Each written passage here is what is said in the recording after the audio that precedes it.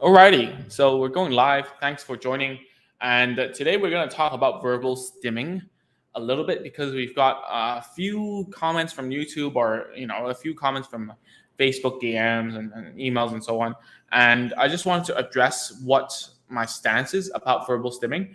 And there's a lot of different schools of thought as far as I know. And verbal stimming is something that is highly distracting for a lot of people.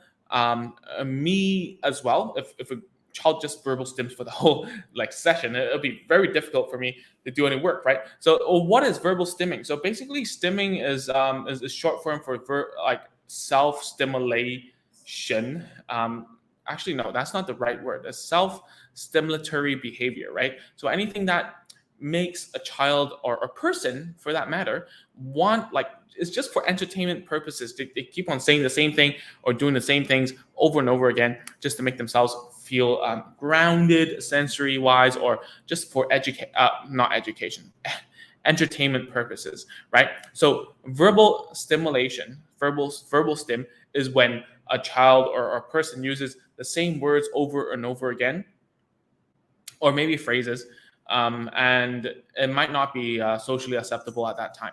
All right, so there's a lot of verbal stim examples that I will go through in this live, but at the same time, I believe a verbal stim is largely misunderstood.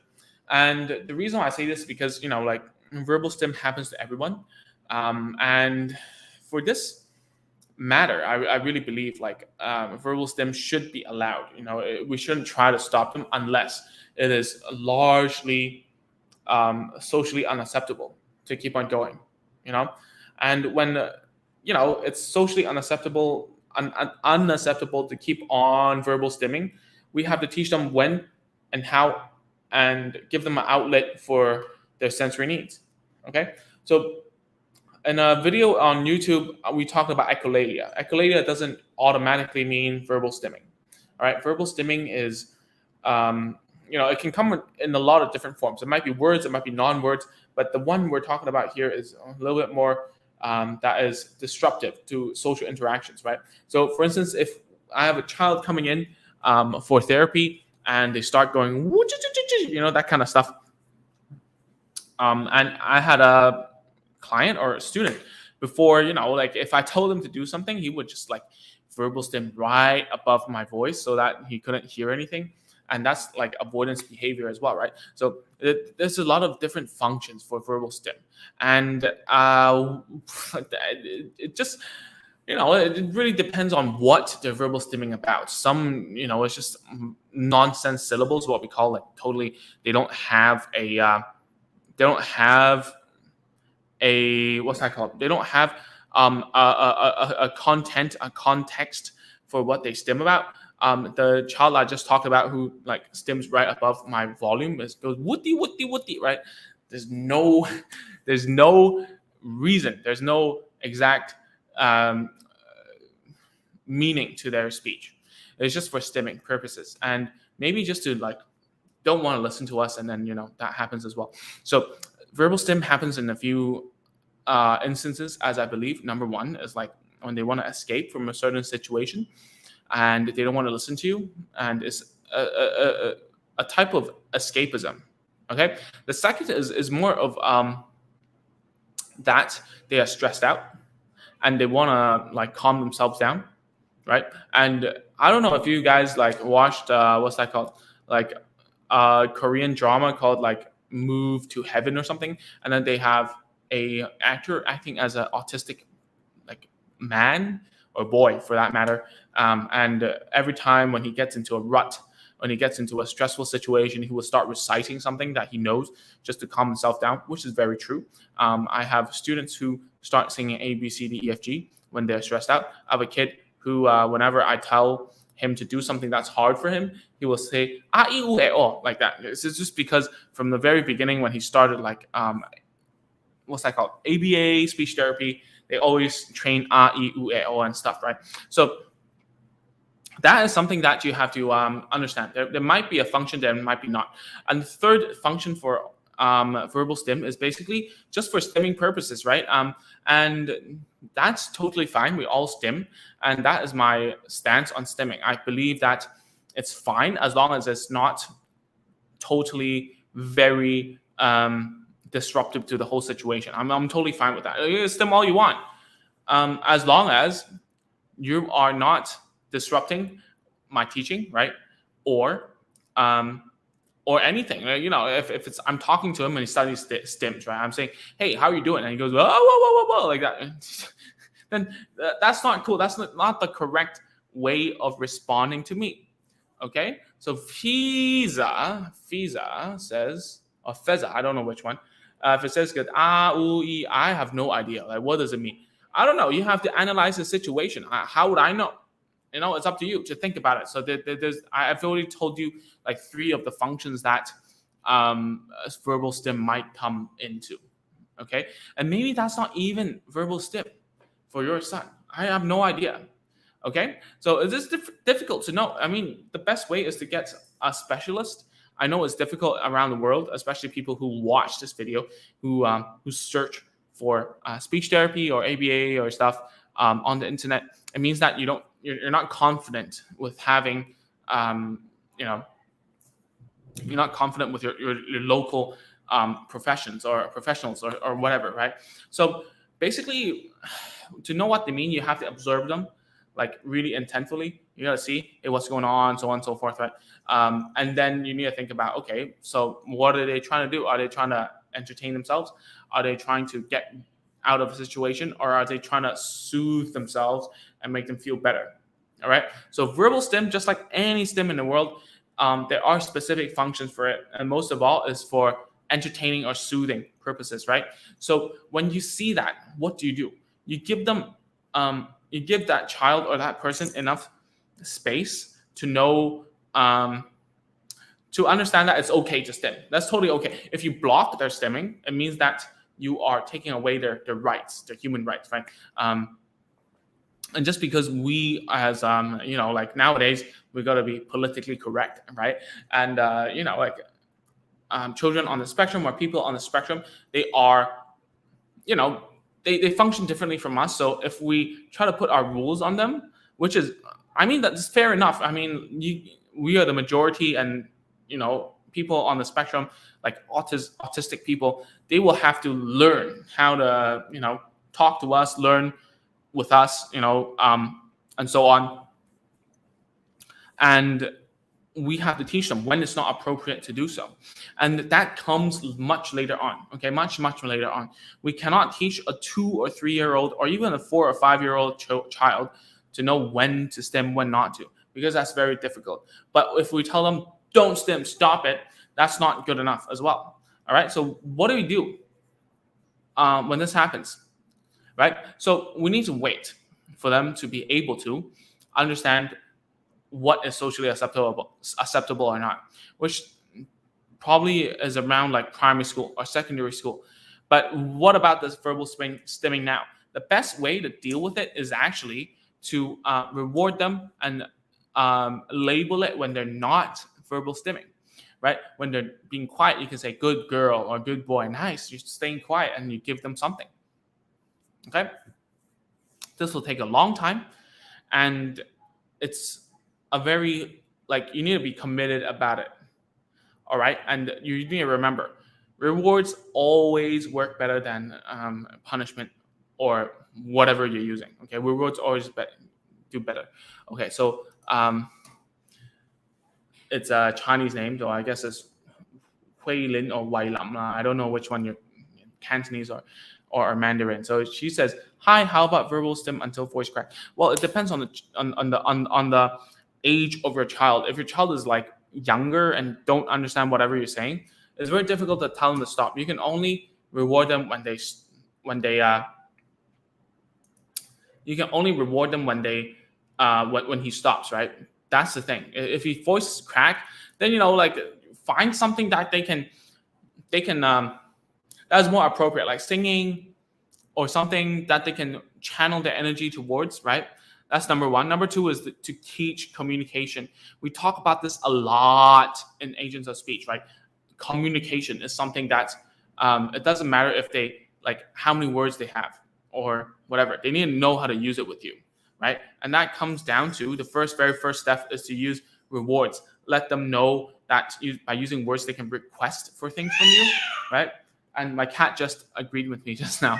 Anyways, so someone asks, my boy is a nonverbal, but he sings or hums. Right.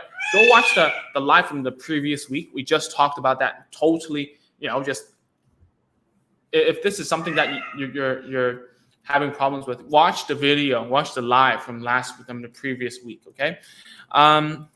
Someone asks songs all the time. Is it verbal stimming? Ask them to stop, then stopping is to learn how to talk. Well, no, you don't stop verbal stimming. You can never stop verbal stimming. It's impossible to stop verbal stimming. All right. It needs to be a consensus between you and the child that, okay, this is not the appropriate time to do so. I will do it in a different time and place. Right. You cannot stop them. It's impossible. Right. So how do you do it is to, is it stopping him to learn how to talk? Well, you need to remember, like, watch the video from the previous week, right? Go understand what it means by communication. Communication is by they using like some sound or some words to tell you something and then to get what they want. But you need to first find out what they want from you first. You cannot just stop them. It's very like whenever a child or a person like starts stimming and then you say like, stop it. That's very, that's very selfish of you because you don't want to hear it, but they want to hear it. They want to do it, right? And they don't understand why. And there's no incentive for them to stop. So why would they stop? And how do you think that you can teach them to stop without explaining the social implications and, that's all, right? So that's the problem. You cannot teach them to stop without teaching them the social implications, which they will only understand later on when they're a little older, right? If you understand what I'm saying, okay? So for now, I'm not telling you to ignore the stim. Reward them whenever the social, like the verbal stimming isn't active, all right? But all of this doesn't make sense if you don't teach communication, which is by telling them, by using a gesture or a sound or a word, they will get whatever they want, right? It's totally separate things. People always think that, because they're stimming, they're not communicating, but they don't have a reason to communicate with you, okay? So Nurul says, hi, I have a 3-year-old son, has development age of 1.6-year-old. Should I send him to full therapy or can I teach him at home?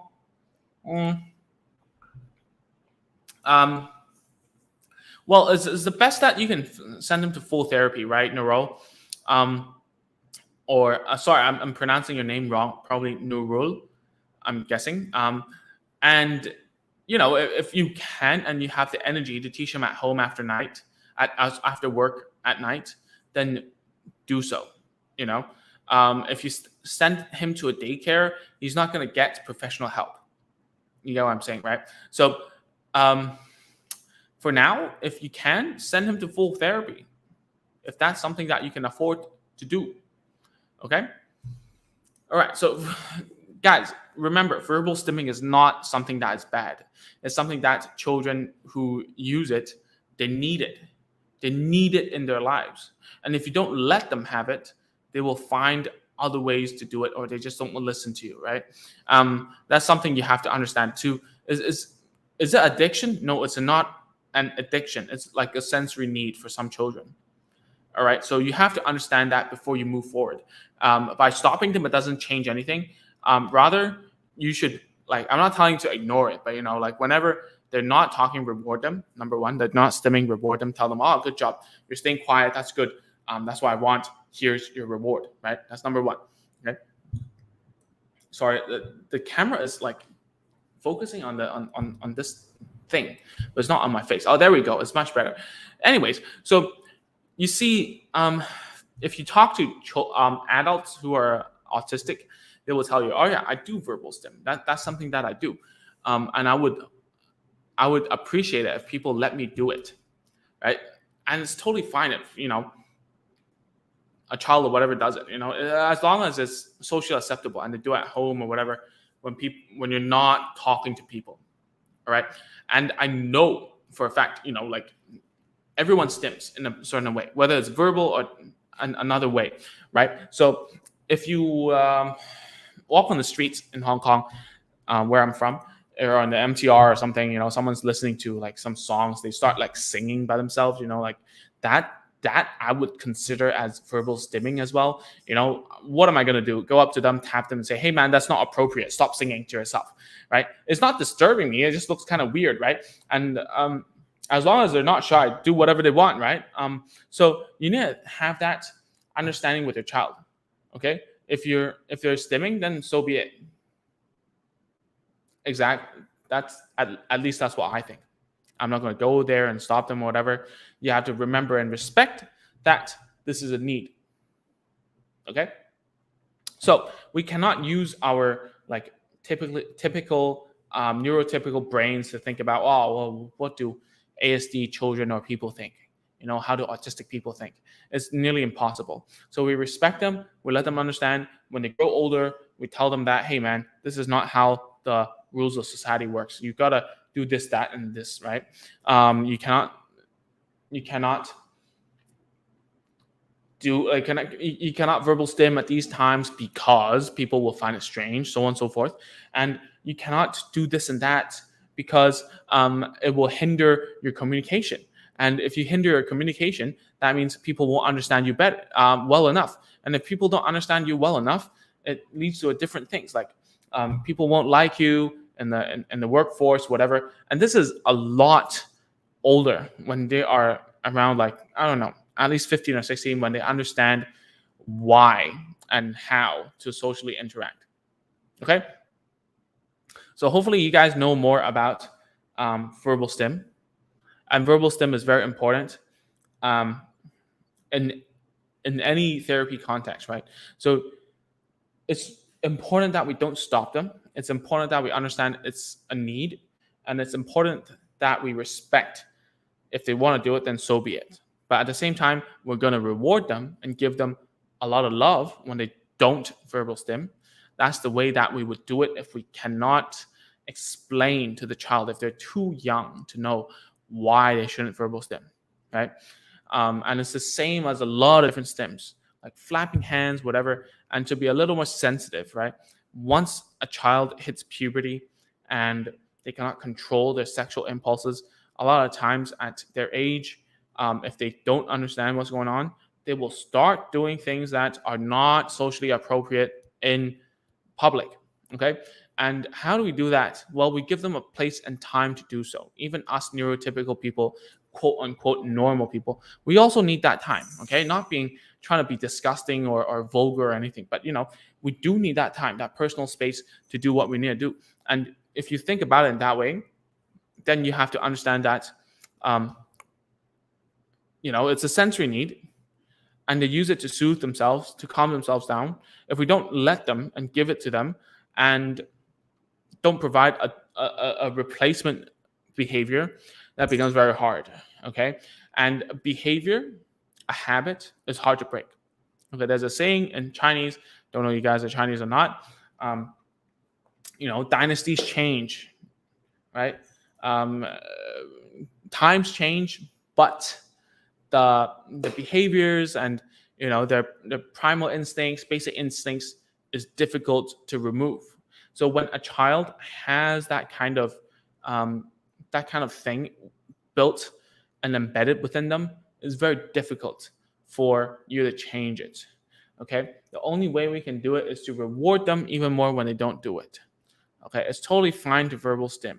If it annoys you, then that's our problem because it doesn't annoy them, right? So you have to think about it in that way and try to be a little more selfless, all right? And that's what we're trying to teach in Agents of Speech, to be selfless and to teach how to communicate. So that on the other side, don't focus on what your child is doing wrong, or don't focus on what your child is doing inappropriate or whatever. Focus on teaching your child to communicate with you.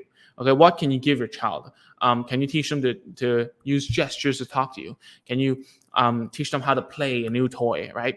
Can you teach them something different? What are their strengths? Can they already say different words through verbal stimming or, like delayed echolalia or whatever? Can you give those words a new meaning and teach them something new, right? That's the mindset that you should have. You shouldn't be thinking, oh man, my kid Just a lot of verbal stimming. It causes me a headache. They can't function at school or whatever. That's the thought process of how you get into a rabbit hole and you can't dig yourself out of it. All right. If you always focus on problems, your problems get bigger. If you focus on solutions, your solutions get bigger. All right. That's what I learned. All right. Don't think about the problems. Think about solutions. All right. Don't think about how to get rid of the problems. Think about giving them a new way to replace those problematic behaviors. And that's something we're going to talk about a little more. No matter if it's like verbal stim or problematic behavior or whatever you like to call it, we're going to talk about it a little bit more within Agents of Speech. And if you haven't, the last thing I want to say is that join the micro course. Okay, join it. Trust me. If you haven't, if your child is pulling your hand, doing a lot of verbal stim and not using the words that he knows to talk to you, then join the course, try it out, and then it'll be pretty easy for you to understand what's going on. We have over like 1,500 people in the course right now. Some parents see a lot of positive impact, right? Some parents who watch it but don't do it, like obviously nothing happens. Number 3 is like people purchase it and don't watch it. Obviously, I want you to watch it, to try it out, to iterate, to learn. Okay. The last thing I want you guys to do is to like watch all these live videos, whatever, and don't do anything. I hate that. I don't like it. It feels like I'm doing all these things for nothing, and then you would just text me or PM me and say, hey, Ming, my child is 3, he's still not talking. Can you help me? I cannot help you. Ultimately, as I would like to say, I'm pretty sure this is the quote from Bruce Lee, but he says something like, ultimately, all help is self-help, because I can give you all the advice in the world, but you have to be the one who does it. Okay, I cannot take over your place, even if you come for therapy, right? They can start talking or whatever, and do a lot of things in the therapy room and the clinic room. But when you go home, it's the same story all over again, right? That's the premise of why Agents of Speech is in existence, right? Because I want to teach you. All right. So to summarize, don't focus on the problems. Verbal stim is a behavior that we need to deal with, but we cannot stop it. Okay. We can only mitigate it and tell them, okay, this is a time where you can do it. All right. This is a time where you can do it. You can do whatever you want. But in a conversation or when you're interacting with other people, you're out and about, you cannot do it, because people will find you strange, and a lot of things, consequences will entail. All right. And this, even there are like teenagers, adults that I teach, they still struggle with this problem. Don't focus on that, because that's a long fight. All right. Focus on the things you can teach, which is communication, using speech. Right. Teaching them more sentence structures, okay? Teaching them more play skills, teach them social interactions. All these things you can teach. Do not try to reduce or eliminate, more like eliminate something that they need, which is stimming. Everyone stims in different ways. Just think about it. I'm not trying to be disgusting or, vulgar or inappropriate, but we all stim in different ways, whether it's socially acceptable or not. We all do it, and we owe it to our children to let them have the flexibility to, to have that choice in their life. Okay. And later on, when they have the cognitive ability to, or language skills to understand what you're saying about, okay, this is not cool, this is cool, this is socially acceptable, this is not socially acceptable, and then you can teach them something. Okay. I've had a lot of parents ask me about puberty hitting for autistic children, or just in general, any child, and I don't know what to do. That would be socially acceptable when they meet a person of the opposite sex. Maybe it's a boy meeting a girl meeting a boy, right? There's loads of things we have to go through. But for now, remember, these things we cannot control. We can only reward them and give them something that they want. We can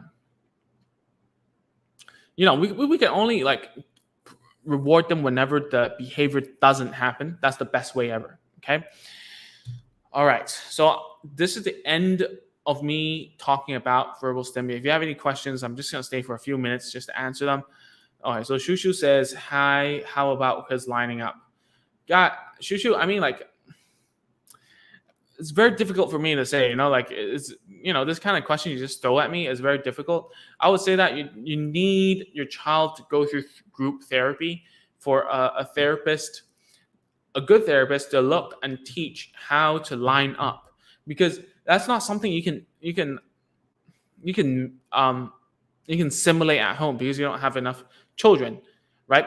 So what we usually do back in the day when I was working at ABA Center is that we would simulate lining up and then teach them using what we call behavior, what's that called? Behavior systems that we have, like for instance using tokens, for instance using rewards, so on, to teach them. Oh, okay, by lining up, that's the right thing to do because I'll reward you for doing so, right? So that's something that anything behavior wise, especially for like social situations like lining up, you have to do it in a group setting with other children, or else it's not going to be able to generalize with after when the teachers aren't there. Okay. All right, cool. So that's pretty much it for this this video here. Let me know if you have any more questions. And that's pretty much it. Thanks, guys. Have a great Monday evening, and I'll see you next week. Okay, next week we're doing something really cool. Just to let you know, we're doing what's that called? We're doing a I forgot the word. A giveaway for our full intro course. Okay, so we're gonna select 3 people, and we're gonna put the link in Facebook, YouTube, whatever. So look out for that if you're not in the courses yet. And it's just for just giving out to the community. If you want to, just join and look out. And we're doing a giveaway of that course, and the course has loads of good reviews. I'll show it later to you guys when the page is up. Okay, but look out for that. And if you're not inside of our courses yet, this is a great time to try. Okay, it's a great opportunity for you to learn more about it. And yeah, that's it. Okay, cool. See you next week, guys. Bye bye.